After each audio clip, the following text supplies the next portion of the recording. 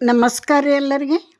ಇವತ್ತಿನ ದಿವಸ ನಾನು ಆರೋಗ್ಯ ದೃಷ್ಟಿಯಿಂದ ಬೀಟ್ರೂಟ್ ಹಲ್ವಾ ಮಾಡಿ ತೋರಿಸ್ತೀನಿ. ಬೀಟ್ರೂಟ್ ಪಲ್ಯ ತಿನ್ಬೋದು, ಜ್ಯೂಸ್ ಕುಡಿಬೋದು, ಹಸಿದೇ ತಿನ್ಬೋದು, ಆನಂತರ ಸಾಂಬಾರ್ನಾಗ ಹಾಕ್ಕೊಂಡು ತಿನ್ಬೋದು, ಪಲಾವ್ನಾಗ ಹಾಕ್ಕೋಬೋದು. ಆದರೆ ಮಕ್ಕಳಿಗೆ ಇಷ್ಟಪಡುವಂತಹ ಒಂದು ಹಲ್ವಾ ಮಾಡಿ ತೋರಿಸೋಣ.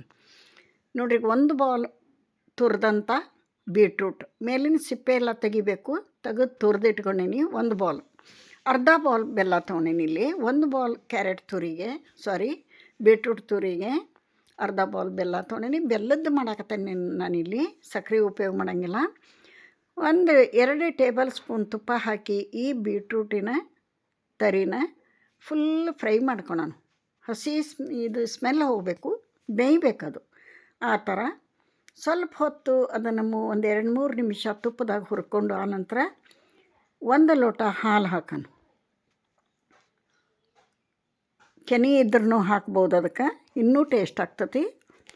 ನೋಡಿರಿ, 1 ಲೋಟ ಹಾಲು ಹಾಕಿ ಚೆಂದಾಗಿ ಇದನ್ನ ಕುದಿಸ್ಕೊಳೋಣ. ಸ್ವಲ್ಪ ಡ್ರೈ ಅನಿಸಿದ್ರೆ ಇನ್ನೂ ಸ್ವಲ್ಪ ತುಪ್ಪ ಹಾಕೋಣ. ಚೆಂದಾಗಿ ಇದನ್ನು ತುಪ್ಪ ಹಾಲಿನಾಗ ಬೇಯಿಸ್ಕೋಬೇಕು. ಅದು ತಿಂದು ನೋಡ್ರೆ ಕಚ್ಚಕ್ಕೆ ಅನ್ನಬಾರ್ದು, ಬೆಂದಿರಬೇಕು.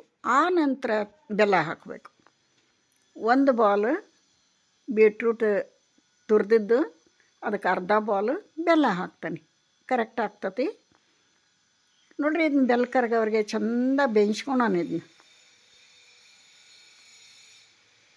ಚಲೋ ಹೊತ್ನಂಗೆ ಬೇಯಿಸ್ಕೊಳೋಣ. ಮಕ್ಕಳಿಂದ ಮುದುಕರವರೆಗೂ ಆರೋಗ್ಯಕ್ಕೆ ಒಳ್ಳೆ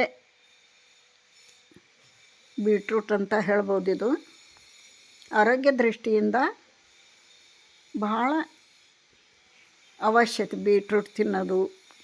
ನೋಡಿರಿ, ಈಗ 2 ಏಲಕ್ಕಿ ಪುಡಿ ಮಾಡಿ ಹಾಕೀನಿ. ಇದು ಚಲೋ ಹೊತ್ನಾಗ ಇನ್ನೊಂದು ಸ್ವಲ್ಪ ಕುದಿಸ್ಕೊಂಬಿಟ್ರೆ ರೆಡಿ ಆಯ್ತು. ನೋಡಿರಿ, ಇದನ್ನ ಸೈಡಿಗೆ ಇಡೋಣ. ಇನ್ನೊಂದು ಟೇಬಲ್ ಸ್ಪೂನ್ ತುಪ್ಪ ಹಾಕಿ ದ್ರಾಕ್ಷಿ ಗೋಡಂಬಿನ ಫ್ರೈ ಮಾಡಿ ಹಾಕೋಣ. ಅದ್ರಾಗ ಹಸಿದೆ ಪ್ರತಿದಿನ ಜ್ಯೂಸ್ ಕುಡಿದ್ರೆ ಇನ್ನೂ ಆರೋಗ್ಯಕ್ಕೆ ಒಳ್ಳೆಯದು. ಮಕ್ಕಳು ಕುಡಿಬೇಕಲ್ಲ, ಅದಕ್ಕೆ ಅವ್ರಿಗೆ ಪಲಾವ್ನಾಗ ಹಾಕೋದು ಅಥವಾ ಬೀಟ್ರೂಟ್ ಚಪಾತಿ ಮಾಡೋದು, ತಾಲಿಪಟ್ಟಿ ಮಾಡೋದು, ಈ ಥರ ಹಲ್ವಾ ಮಾಡೋದು ಅಂದ್ರೆ ತಿಂತಾರೆ. ರುಚಿ ಬರ್ಬೇಕು ಬಾಯಿಗೆ ಅವ್ರಿಗೆ, ಮಕ್ಕಳಿಗೆ. ದ್ರಾಕ್ಷಿ ಗೋಡಂಬಿ ಫ್ರೈ ಮಾಡಿ ಹಾಕಿಬಿಟ್ರೆ ರೆಡಿ ಆಯ್ತು. ನೋಡಿರಿ, ನಮ್ಮ ಬೀಟ್ರೂಟ್ ಆರೋಗ್ಯಕರವಾದಂಥ ಹಲ್ವಾ. ಯಾರೆಲ್ಲ ವಿಡಿಯೋ ನೋಡ್ತೀರಿ, ಇಷ್ಟ ಆದ್ರೆ ಒಂದು ಲೈಕ್ ಕೊಡಿರಿ.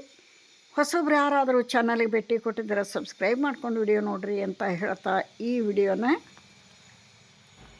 ಈ ದ್ರಾಕ್ಷಿ ಗೋಡಂಬಿ ಫ್ರೈ ಮಾಡಿ ಹಲ್ವಾ ಮೇಲೆ ಹಾಕಿ ಪ್ಲೇಟಿಗೆ ಸರ್ವ್ ಮಾಡಿ ಮುಗಿಸ್ತೀನಿ. ಮತ್ತೊಂದು ರೆಸಿಪಿಯೊಂದಿಗೆ ಸಿಗ್ತೀನಿ. ಅಲ್ಲಿವರೆಗೂ ಎಲ್ಲರಿಗೂ ನಮಸ್ಕಾರ.